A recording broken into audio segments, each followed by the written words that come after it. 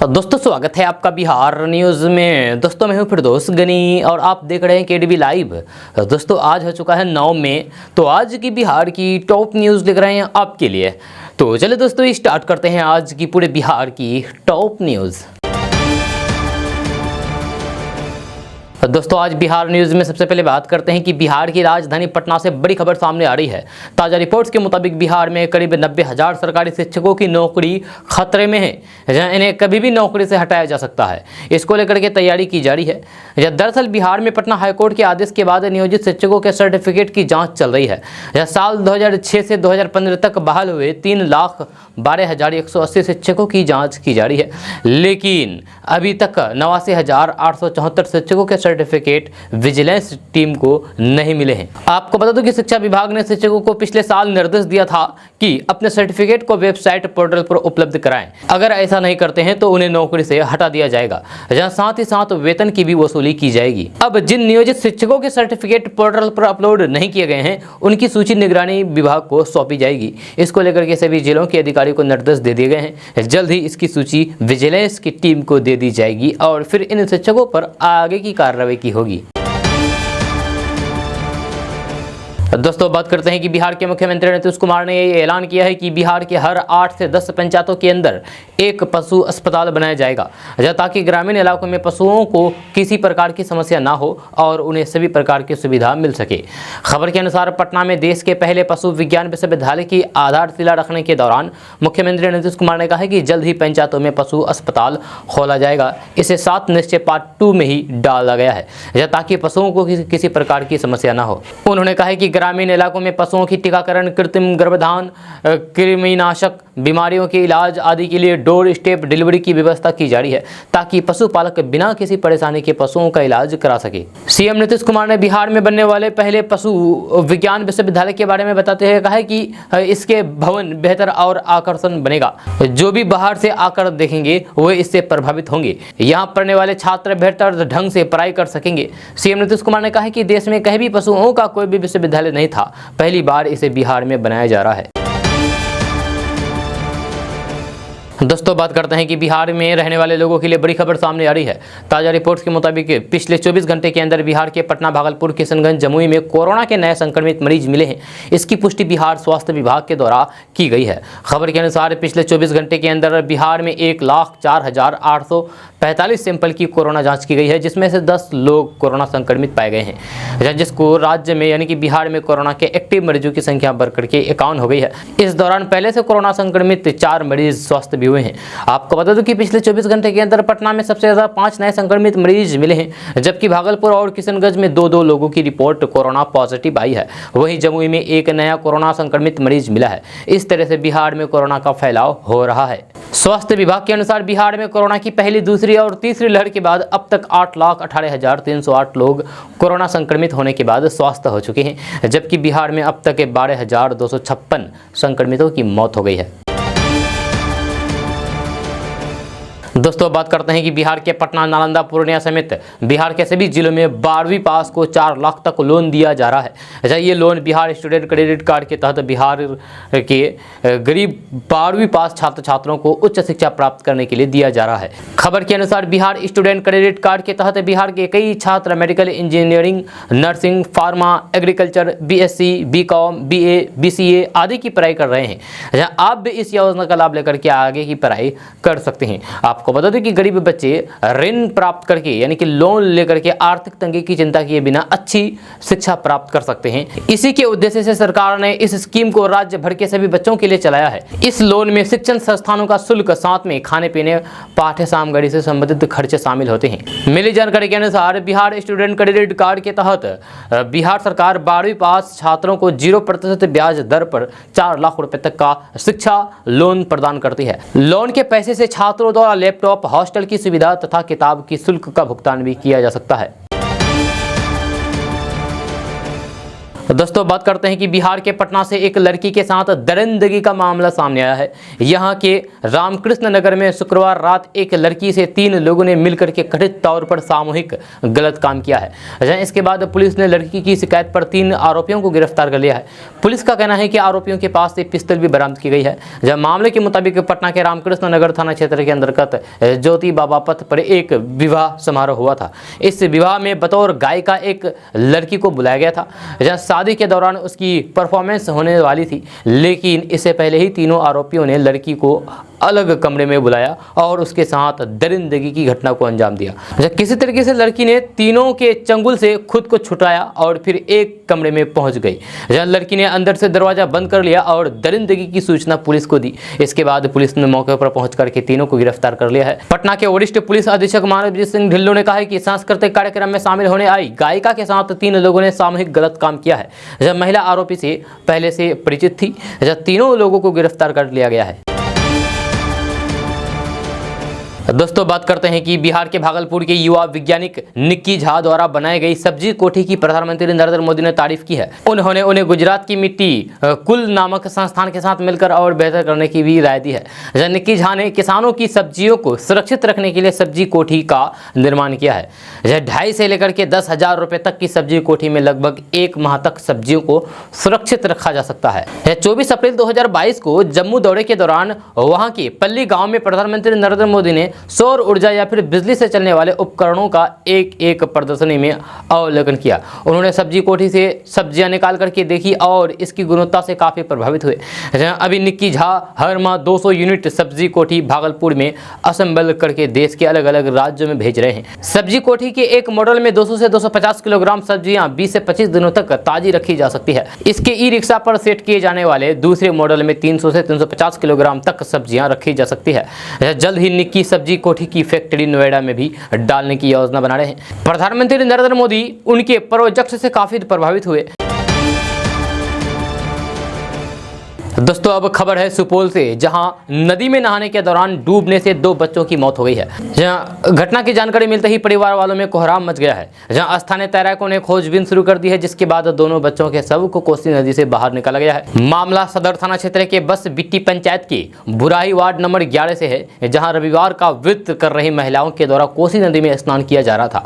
जब महिलाएं अपने पूजा पाठ में व्यस्त थी, इसी दौरान 2 बच्चे कोसी नदी में नहाने के लिए उतर गए। जब पूजा पाठ खत्म होने के बाद जब महिलाओं ने अपने बच्चे को खोजना शुरू किया तो फिर 2 बच्चा गायब था, वो कहीं नहीं मिला। जिसके बाद लोगों को समझने में देर नहीं हुई कि कहीं बच्चा कोसी के गहरे पानी में तो डूब नहीं गया है। स्थानीय तैराकों ने खोजबीन शुरू की, जिसके बाद दोनों बच्चों के शव को कोसी नदी से बाहर निकाला गया। दोस्तों बात करते हैं कि बिहार लोक सेवा आयोग यानी कि बीपीएससी की 67वीं कंबाइंड प्रारंभिक परीक्षा में पेपर लीक का मामला सामने आया है। जब दावा किया जा रहा है कि परीक्षा शुरू होने से पहले ही पेपर सोशल मीडिया पर वायरल हो गया था। बताया जा रहा है कि परीक्षा में मिला पेपर टेलीग्राम और व्हाट्सएप पर वायरल हो रहे पेपर के जैसे ही है। इसे लेकर के आरा जिले में उम्मीदवारों के प्रदर्शन की खबरें भी सामने आई है। परीक्षा नियंत्रक अमरेंद्र कुमार ने सोशल मीडिया पर बताया है कि आयोग मामले की जाँच कर रहा है। साथ ही कहा कि बिहार लोक सेवा आयोग यानी कि बीपीएससी इसकी जाँच करेगा कि ये आरोप कितने सही है और कितने गलत। बिहार लोक सेवा आयोग द्वारा 67वीं संयुक्त परीक्षा 2022 का आयोजन बिहार भर में निर्धारित 38 जिलों के 1083 केंद्रों पर किया गया। जब प्रारंभिक परीक्षा 2 घंटे की एकल पाली में आयोजित की गई, जहां उम्मीदवारों में व्यापक नाराजगी देखने को मिल रही है। वहीं आयोग ने अभी पेपर लीक मानने से इनकार करते हुए मामले की जांच कराने की बात कही है। बताया जा रहा है कि आरा के कुंवर सिंह कॉलेज में स्थित परीक्षा केंद्र पर जमकर के हंगामा हुआ। परीक्षार्थियों का आरोप था कि केंद्र पर समय से पेपर नहीं दिया गया। साथ ही अलग कमरा में बैठा करके कुछ परीक्षार्थियों को मोबाइल के साथ एग्जाम दिलाया जा रहा था। यहाँ परीक्षार्थियों ने देखा है कि केंद्र के 2 ऐसे कमरे हैं जो बंद है, लेकिन वहाँ परीक्षार्थी बैठे हुए हैं। जब उम्मीदवार उस कमरे के पास पहुंचे तो फिर उन्होंने देखा है कि उस कमरे में कई परीक्षार्थियों को पेपर दिया गया है। बताया जा रहा है कि बीपीएससी की प्रारंभिक परीक्षा का प्रश्न पत्र अलग अलग टेलीग्राम ग्रुप पर रविवार को संपन्न परीक्षा से कुछ मिनट पहले ही वायरल किए गए थे। इस मामले में बिहार लोक सेवा आयोग के अधिकारियों ने मीडिया को बताया है कि फिलहाल इस घटना को पेपर लीक मामले से बाहर रखा गया है। यह आयोग की ओर से मामले की जांच करके 3 सदस्यीय समिति बनाई गई है। दोस्तों बात करते हैं कि बिहार सरकार में मंत्री जीवेश मिश्रा ने मुख्य विपक्षी पार्टी आरजेडी पर जमकर के निशाना साधा है। उन्होंने कहा है कि आरजेडी अध्यक्ष लालू प्रसाद यादव को जमानत मिली है, पाप से मुक्त नहीं हुए हैं।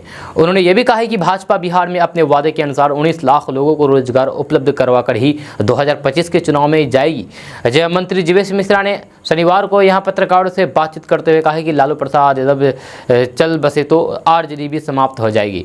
हमारी ईश्वर से यही प्रार्थना है कि उसकी सेहत सही रहे, जब उसके परिवार को सद्बुद्धि मिले। उन्होंने तेजस्वी यादव को नसीहत देते हुए कहा कि उन्हें अपने पिताजी की चिंता करनी चाहिए और सेवा करनी चाहिए। दोस्तों बात करते हैं कि बिहार के मोतिहारी से एक शर्मनाक खबर सामने आ रही है, जहां ढाका नगर परिषद के एक गांव में 85 साल की एक विधवा के साथ गलत काम करने का मामला सामने आया है। जहां घटना शनिवार रात की बताई जा रही है। जहां पीड़िता ने बताया है कि वह अपने खलिहान में अकेले सो रही थी। इस दौरान गाँव के ही एक युवक ने उसके साथ दरिंदगी की है। महिला के बयान के आधार पर पुलिस ने आरोपी युवक विकास पासवान सहित अन्य के खिलाफ FIR दर्ज कर लिया है और कार्रवाई की जा रही है। दोस्तों बात करते हैं कि बिहार की शिक्षा व्यवस्था ऐसी है कि यहाँ से आए दिन कुछ न कुछ अनोखा कारनामा जरूर सुनने और फिर देखने को मिल जाता है। जब मुंगेर विश्वविद्यालय में जहाँ छात्र को 100 में से 555 नंबर दिए गए, तो वहीं अब पूर्णिया में मनोविज्ञान यानी कि साइकोलॉजी की कॉपियां उर्दू के टीचर से जांच करवा दी गई। एक तो करेला करवा ऊपर से नीम चरा। इस कहावत को प्रिंसिपल साहब ने पूरा कर दिया है। दरअसल पूरा मामला पूर्णिया कॉलेज का है। यहाँ छात्रों के भविष्य के साथ खिलवाड़ किया जा रहा है। उर्दू के टीचर से साइकोलॉजी विषय की कॉपी जांच करवाई गई है। प्रिंसिपल ने दलील देते हुए कहा कि यहाँ क्या आसपास के कई महाविद्यालयों में मनोविज्ञान के शिक्षक नहीं है। ऐसे में उर्दू के शिक्षक को मनोवैज्ञानिक सब्जेक्ट ने किस तरह कॉपियां जांच होगी और कैसे नंबर दिए होंगे, ये अपने आप में बड़ा सवाल खड़ा होता है। इंटरनेट मीडिया पर प्रिंसिपल डॉक्टर मोहम्मद कमाल की चिट्ठी भी वायरल हो गई है, जिसमें उन्होंने उर्दू के शिक्षक मोहम्मद मुजाहिद हुसैन को इंटरमीडिएट फाइनल प्रैक्टिस परीक्षा की मनोवैज्ञानिक कॉपी जांच करवाने का आदेश दिया गया है। प्रिंसिपल ने उर्दू के शिक्षक मुजाहिद हुसैन को इंटरनल एग्जामिनर बनाकर के मनोवैज्ञानिक की कॉपी जांच कराने का आदेश दिया है। पूरे मामले में पूर्णिया कॉलेज की प्रिंसिपल डॉक्टर मोहम्मद कमाल ने कहा कि वे यहाँ बहुत व्यस्त रहते हैं। इस तरह की कोई भी चिट्ठी कंट्रोलर बना करके आए होंगे या फिर उनका कोई स्टाफ आया होगा। जब कई बार वे विश्वास करके साइन भी कर देते हैं। जब परीक्षा नियंत्रक से ये बहुत बड़ी गलती हुई है। अब दोस्तों बात करते हैं कि बिहार के मुख्यमंत्री नीतीश कुमार ने कल अपने गृह जिले नालंदा के बिहार शरीफ में स्थित बड़ी दरगाह पर हजरत मखदूम शेख सरफुद्दीन अहमद यहिया मनेरी के 660वें उर्स के मौके पर उनके आस्थाने पर चादर पोशी करके बिहार के अमन चैन के लिए प्रार्थना किया। इस अवसर पर अल्पसंख्यक कल्याण मंत्री जमा खान, जदयू के प्रदेश महासचिव मेजर इकबाल हैदर खान, सुन्नी वक्फ बोर्ड के अध्यक्ष के अलावा पार्टी के कई लोग उपस्थित थे। इस मौके पर जदयू के महासचिव मेजर इकबाल ने कहा है कि बिहार के विकास पुरुष नीतीश कुमार हर धर्म, हर जात, तबका का आदर करते हैं, इसलिए वे मस्जिद, मंदिर, दरगाह हर जगह जाते हैं और बिहार के विकास और अमन चैन की दुआ मांगते हैं। वहीं मुख्यमंत्री नीतीश कुमार ने इस अवसर पर कहा है कि हम तो शुरू से ही इस तरह के आयोजन में शामिल होते रहे हैं, जहाँ सब लोग शांति और अमन से रहें, यही ऊपर वाले से दुआ है। आपसे विश्वास और सहयोग से ही बिहार आगे बढ़ेगा। हमारा हमेशा यही प्रयास रहता है कि सब लोग मिलजुल करके रहें। दोस्तों बात करते हैं कि पश्चिम बंगाल की मुख्यमंत्री ममता बनर्जी ने ईंधन, रसोई गैस और आवश्यक वस्तुओं की लगातार बढ़ती कीमत को लेकर के केंद्र सरकार पर निशाना साधा है। उन्होंने ट्वीट किया है और लिखा है कि ईंधन, रसोई गैस और आवश्यक वस्तुओं की कीमतों में बार बार वृद्धि करके देश के लोगों को परेशान करने का काम मोदी सरकार को तुरंत बंद कर देना चाहिए। भाजपा दरअसल देश को लूट रही है, लोग बेवकूफ बनाए जा रहे हैं, मीडिया आंख मूंद करके चुप बैठी है। ये देख करके दुख होता है। पश्चिम बंगाल में सत्तारूढ़ TMC ने शनिवार को केंद्र की भाजपा नीति मोदी सरकार को 14 किलोग्राम के सिलेंडर के लिए घरेलू रसोई गैस की कीमत रातों रात 50 रुपये से बढ़ा करके 1026 रुपये करने के लिए फटकार लगाई है। TMC ने कहा है कि केंद्र सरकार द्वारा उठाया गया गजब का कदम ये कहते हुए रोका नहीं जा रहा है कि उन्हें देश के लोगों की कितनी फिक्र है।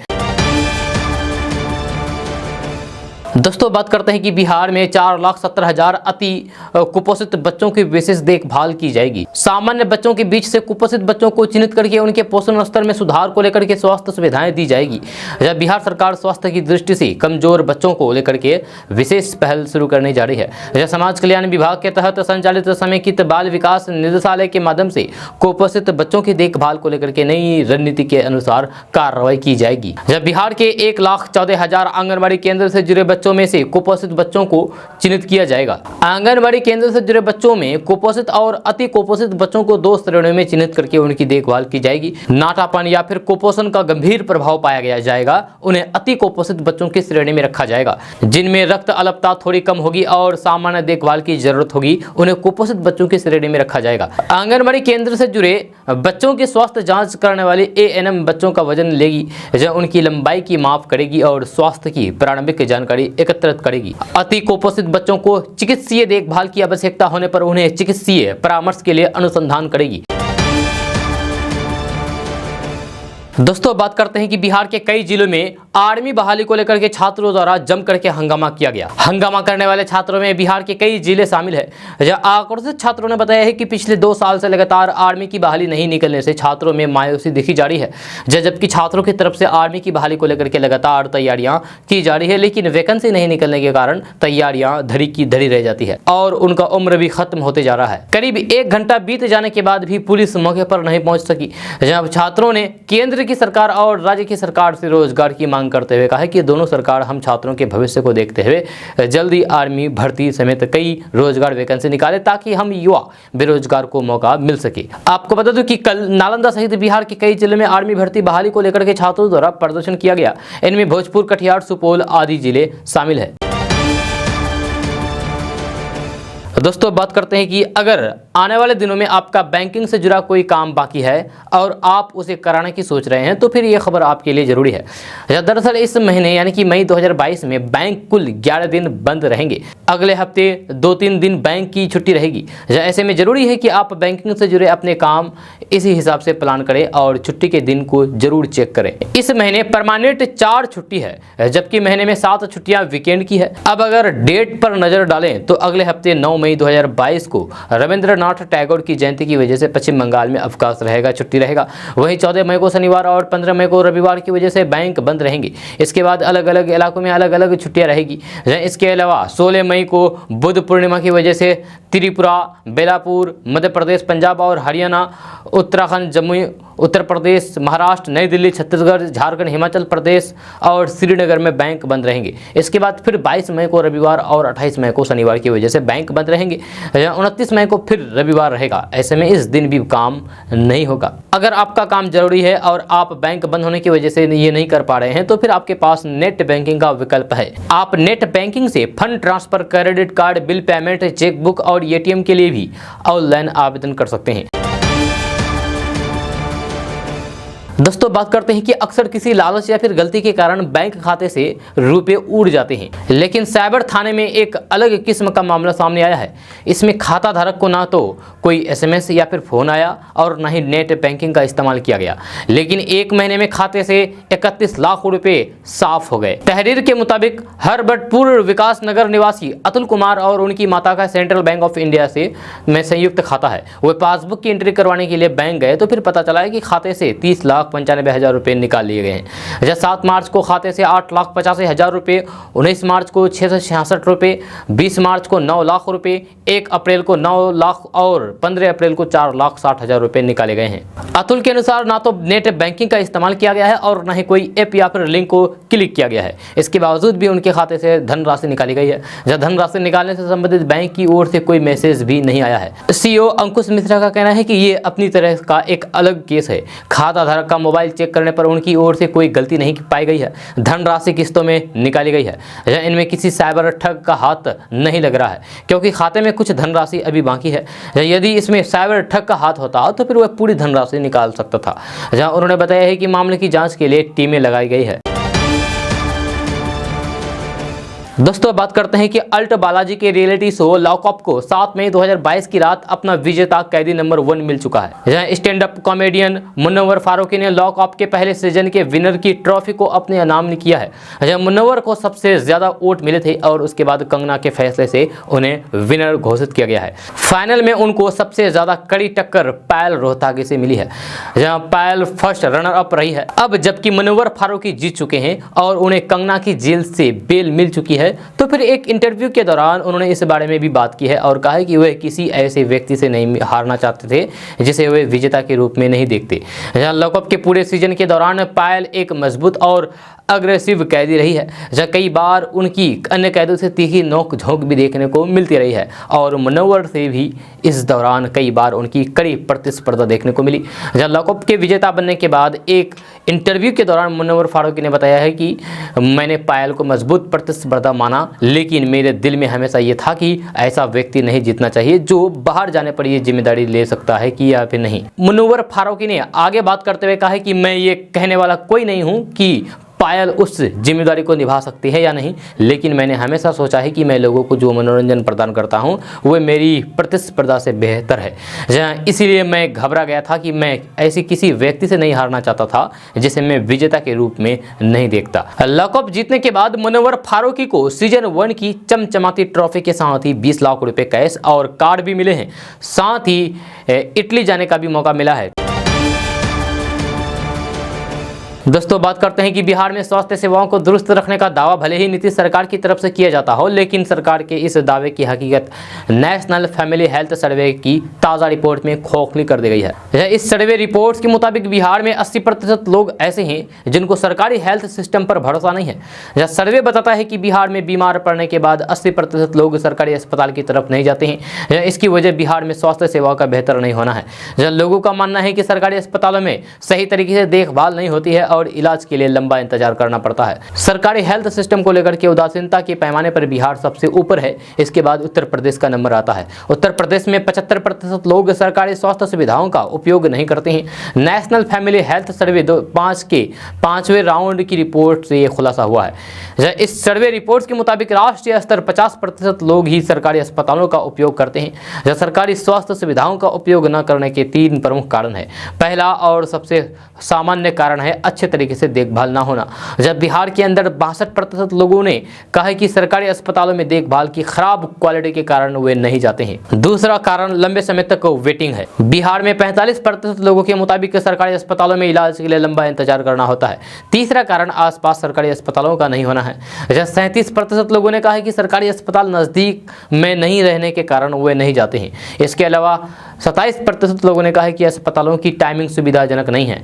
21% ऐसे लोग हैं जिनका कहना है कि स्वास्थ्य कर्मी मौजूद नहीं रहते हैं। बिहार में सरकारी हेल्थ सिस्टम को लेकर के आम लोगों में जो उदासीनता है वह नीतीश सरकार के दावे की हकीकत बयां करता है। नेशनल फैमिली हेल्थ सर्वे की रिपोर्ट को बिहार सरकार भी खारिज नहीं कर सकती है। ऐसे में जाहिर है कि इस सर्वे रिपोर्ट को लेकर के आने वाले वक्त में राजनीति भी देखने को मिलेगी।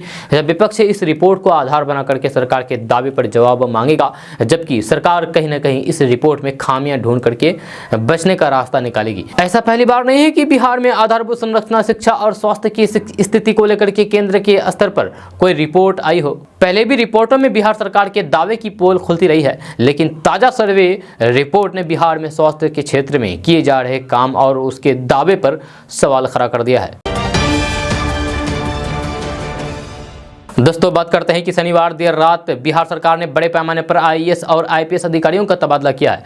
जहां कई जिलों के डीएम और एसपी बदले गए हैं। महत्वपूर्ण विभागों के सचिव स्तर के पदाधिकारियों का भी तबादला किया गया है, लेकिन इन सब के बीच प्रशासनिक गलियारों में हलचल मच गई। जहां आईपीएस अधिकारियों के तबादले की अधिसूचना जारी हुई है और उसके बाद ही ये तय हो गया है कि अधिकारियों का ट्रांसफर नोटिफिकेशन जारी कर दिया जाएगा। जब सूत्रों की माने तो शुक्रवार को ही ये आदेश जारी होना था, लेकिन किसी कारणवश मामला शनिवार तक खिंच गया। दोस्तों बात करते हैं कि बिहार में सेक्स टॉर्शन के मामले तेजी के साथ बढ़ रहे हैं। तो आपको बता दूं कि किसी स्मार्टफोन वाले शख्स को एक वीडियो कॉल आती है।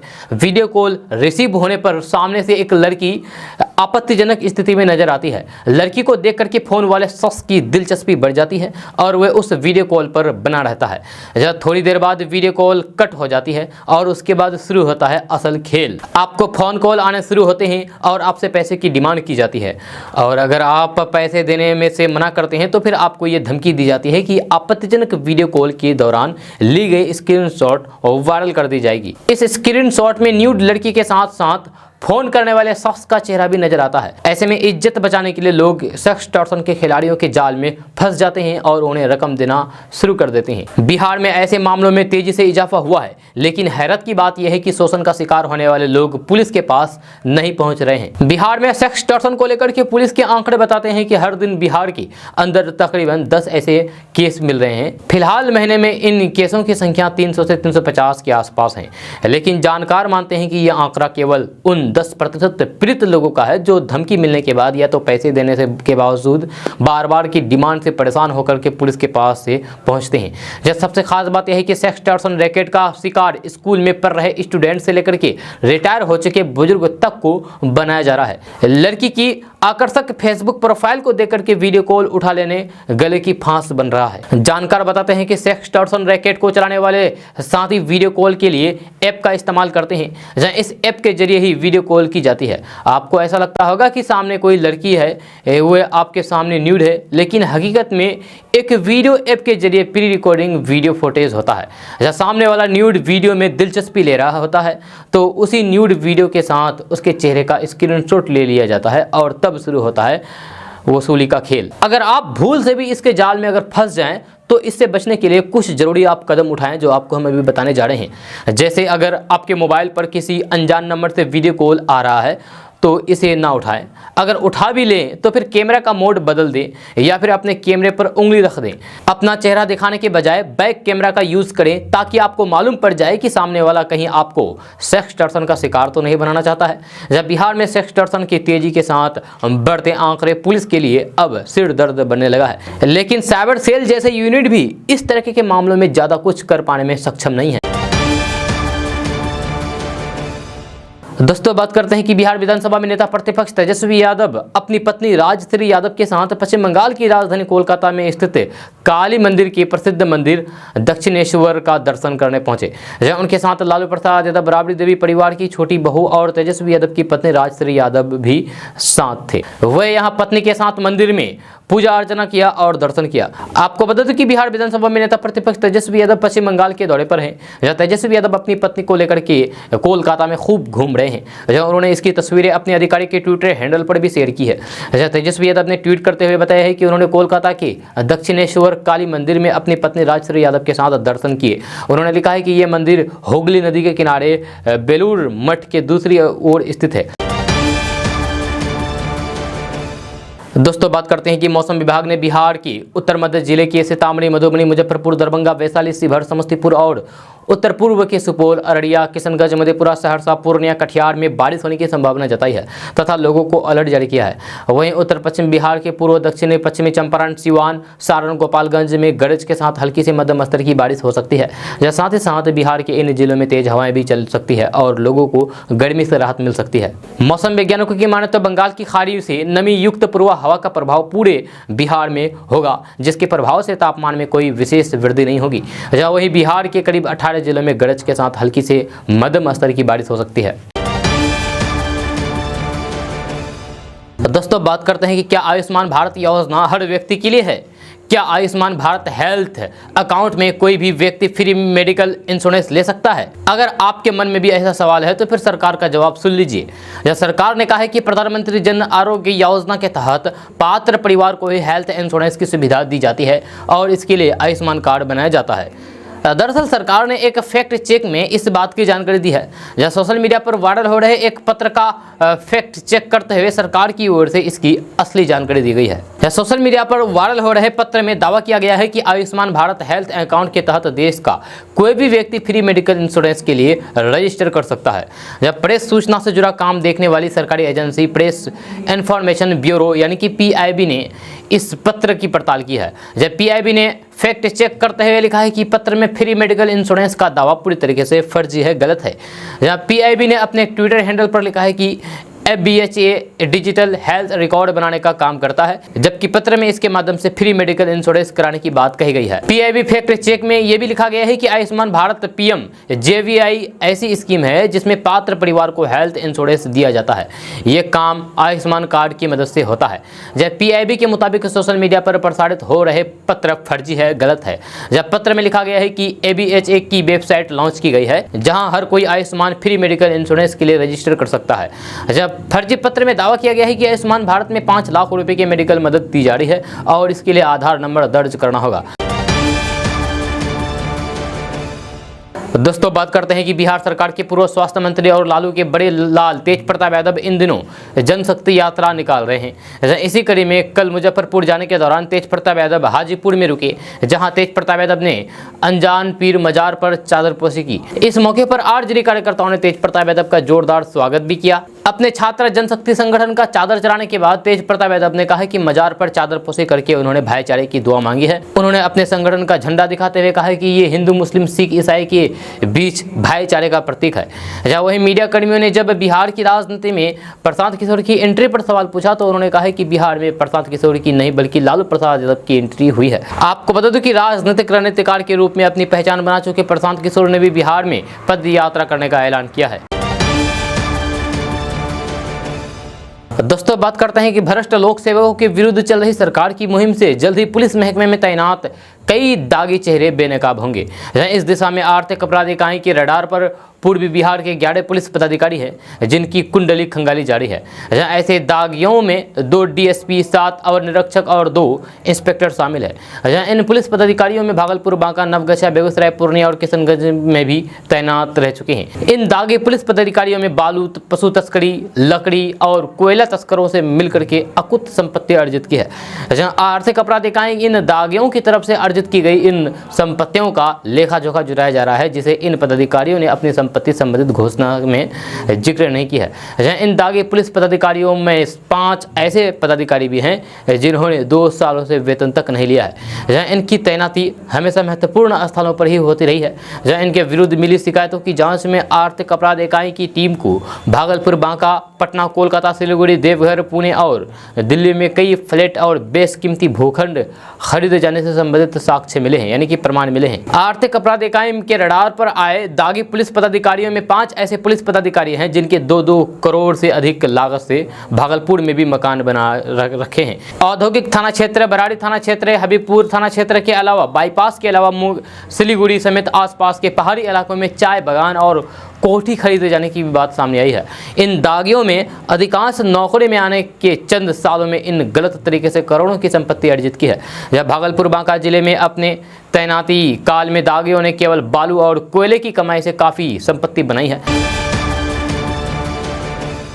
दोस्तों बात करते हैं कि पत्नी राजश्री के साथ आरजेडी नेता तेजस्वी यादव देर शाम दिल्ली से पटना पहुंचे हैं। पटना लौटने पर उनके समर्थकों ने जोरदार स्वागत किया।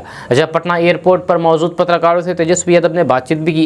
जब तेजस्वी यादव ने CAA को लेकर के बड़ा बयान दिया है। जहाँ वहीं चुनावी रणनीतिकार प्रशांत किशोर के बारे में कहा है कि हु इज ही, यानी कि वो कौन है। जब तेजस्वी यादव पटना पहुंचने पर JDU पर हमला बोला है। तेजस्वी यादव ने CAA को लेकर के बड़ा बयान दिया है। JDU की स्टैंड को लेकर के तेजस्वी यादव ने सवाल खड़े किए हैं। यह क्योंकि JDU के मंत्री अब कह रहे हैं कि हम इसे नहीं कराएंगे, लेकिन संसद में है तो फिर उन्होंने इसके लिए सहमति में वोटिंग किया था। जबकि आरजेडी का स्टैंड बिल्कुल भी क्लियर है कि हम लोग CAA के विरोध में थे और आज भी हैं और आगे भी इसके विरोध में रहेंगे। दरअसल अमित शाह का बयान आया था कि कोरोना की लहर के बाद CAA जमीन पर लागू कराएंगे। अमित शाह के इसी बयान को लेकर के नेता प्रतिपक्ष तेजस्वी यादव ने कहा कि हम लोगों ने इसका पार्लियामेंट में विरोध किया था, जहाँ CAA का लोगों ने भी खुलकर के विरोध किया था। इसके विरोध में लोग सड़कों पर भी आए थे। जहाँ उस वक्त JDU ने संसद में सपोर्ट किया था, वहीं सब पार्टी ने भी अपना पक्ष रखा था। तेजस्वी यादव ने कहा कि JDU जब CAA के पक्ष में जवाबदेही दिया है तो फिर अब बोलने से क्या फायदा। तेजस्वी यादव ने कहा है कि उनकी राय वही है, तभी ना JDU ने वोट किया है, जबकि हमारी पार्टी ने तो वोट नहीं किया। यानी कि हमारी राय स्पष्ट है कि हमने CAA का विरोध किया है। वहीं लालू यादव के पटना आने के सवाल पर तेजस्वी यादव ने कहा कि अभी तो डिस्चार्ज हुए हैं, आगे देखेंगे कब तक आएंगे। दोस्तों बात करते हैं कि बिहार में तेजी से बढ़ रहे अपराध की घटनाओं के लिए पप्पू यादव ने सरकार और विपक्ष को जिम्मेदार ठहराया है। जन अधिकार पार्टी के राष्ट्रीय अध्यक्ष पप्पू यादव ने कहा है कि बिहार में हर रोज बेटियों के साथ गलत काम हो रही है, लेकिन ना तो सरकार को इससे कोई मतलब है और ना ही विपक्ष को ही इससे कोई लेना देना है। पक्ष और विपक्ष दोनों मिलकर के बिहार को बर्बाद करने में लगे हुए हैं। अपराधी बेखौफ होकर के वारदातों को अंजाम दे रहे हैं, लेकिन इसको लेकर के आवाज उठाने वाला कोई नहीं है। पप्पू यादव ने पटना में सिंगर के साथ हुए गलत काम और बिहार के अलग अलग जिलों में लगातार हो रही घटनाओं पर चिंता जताते हुए कहा है कि अपराधियों को गिरफ्तार करके पुलिस सिर्फ खानापूर्ति कर रही है। उन्होंने कहा है कि रेप पीड़ित बच्ची और उसके परिवार की जिंदगी मौत से भी बदतर हो जाती है। सरकार और विपक्ष के लोग सिर्फ राजनीति में व्यस्त हैं, उन्हें बिहार की जनता से कोई लेना देना नहीं है। दोस्तों बात करते हैं कि कांग्रेस के पूर्व अध्यक्ष राहुल गांधी ने शनिवार को तेलंगाना दौरे के दौरान कहा है कि वे सत्ताधारी तेलंगाना राष्ट्र समिति बीजेपी और असदुद्दीन ओवैसी को चुनौती देने आए हैं। जहां उनकी इस चुनौती पर अब ऑल इंडिया मजलिस-ए-इत्तेहादुल मुस्लिमीन यानी कि AIMIM के चीफ असदुद्दीन ओवैसी ने जवाब दिया है। जहां उन्होंने तंज कसते हुए कहा है कि मैं कह रहा हूं कि अब आप वायनाड से भी हारेंगे, आइए हैदराबाद से चुनाव लड़िए, अपनी किस्मत आजमाइए, आप मेडक से भी चुनाव लड़ सकते हैं। दरअसल राहुल गांधी ने यह बयान वरंगलम में आयोजित एक कार्यक्रम में दिया था। राहुल गांधी ने इस रैली में राज्य की के चंद्रशेखर राव सरकार पर तीखा हमला बोला है। राहुल गांधी ने साफ किया है कि राज्य में कांग्रेस अकेले चुनाव लड़ेगी और TRS से किसी कीमत पर हाथ नहीं मिलाएगी। राहुल गांधी ने तेलंगाना के मुख्यमंत्री KCR को हराने के लिए युवाओं से कांग्रेस में शामिल होने की अपील की है। उन्होंने आरोप लगाया है कि राव ने राज्य के लोगों के सपने नष्ट कर दिए हैं। आपको बता दें कि तेलंगाना में TRS सत्ता में है, जहां 2024 में चुनाव होना है। दोस्तों बात करते हैं कि बिहार के मोतिहारी में एक अधिकारी का कार्यालय में खर्राटे लेटे फोटो सोशल मीडिया पर खूब वायरल हो रहा है। जब फोटो में अधिकारी कुर्सी पर ही सोते नजर आ रहे हैं।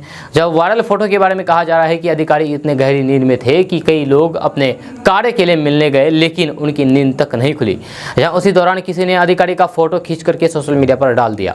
लोग कहते नहीं थक रहे हैं कि कमीशन की राशि गिनते गिनते हाकिम थक जा रहे हैं, इसीलिए गहरी नींद का आनंद ले रहे हैं। वायरल फोटो मोतिहारी जिला योजना पदाधिकारी का बताया जा रहा है। जहाँ अधिकारी कार्यालय में ही कुर्सी पर आंख बंद करके कार्यालय के कार्य का निष्पादन करते नजर आ रहे हैं। जब वायरल फोटो कब का है इसकी पुष्टि नहीं करता है, लेकिन वायरल फोटो में कार्यालय टेबल पर लगा करके नेम प्लेट स्पष्ट दिख रहा है, जिस पर लिखा है कि जिला योजना पदाधिकारी रोहित राज।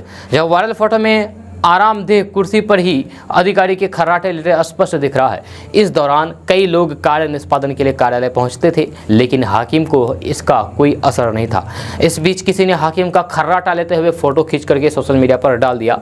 इस संबंध में जिला योजना पदाधिकारी का पक्ष लेने का प्रयास किया गया, लेकिन उनका मोबाइल नहीं लगने के कारण उनका पक्ष नहीं लिया जा सका है। दोस्तों आज का न्यूज़ बस यहाँ तक। कैसा लगा जरूर अपना सुझाव दीजिएगा नीचे कमेंट बॉक्स में कमेंट करके। अगर आप नए आए हैं इस चैनल पर तो फिर चैनल को सब्सक्राइब करके बेल आइकन को प्रेस कर दीजिए और साथ में वीडियो को लाइक कर दीजिए, अपने दोस्तों के साथ शेयर भी कीजिए। तो चलिए दोस्तों फिर मिलते हैं नेक्स्ट वीडियो में, तब तक के लिए जय हिंद जय बिहार।